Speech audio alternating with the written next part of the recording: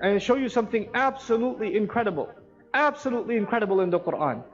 There are, from Ibrahim alayhi salam, you get two nations. You get two nations that are in the Quran from Ibrahim alayhi salam.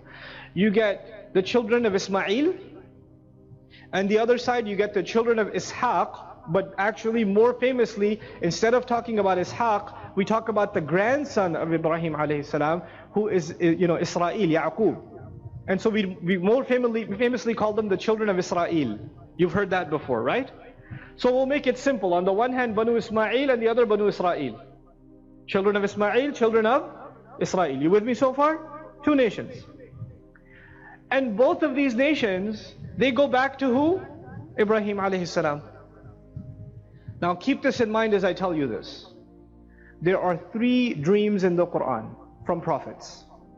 3 dreams that are mentioned in the Quran that go back to prophets.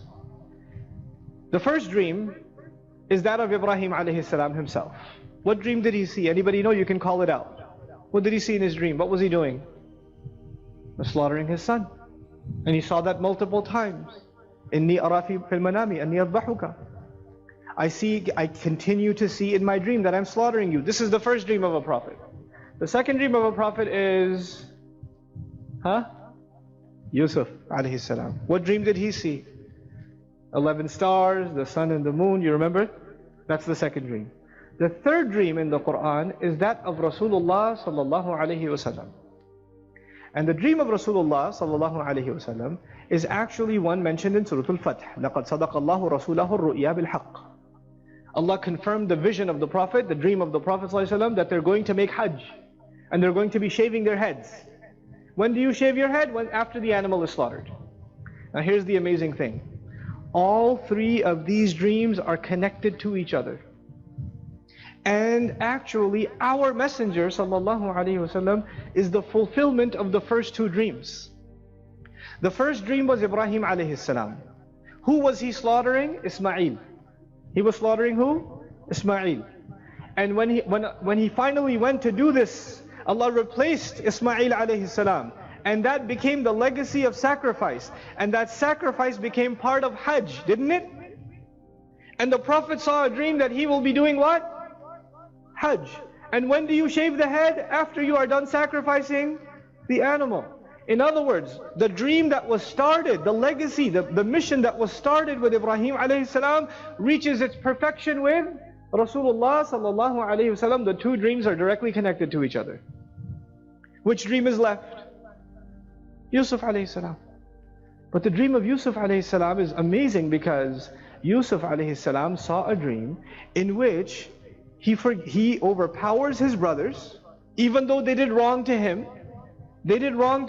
He overpowers them, and by the end of Surah Yusuf, when he's overpowered them, he turns to them and says, "La tathriba alaykum al-yawm." No harm will come on you today.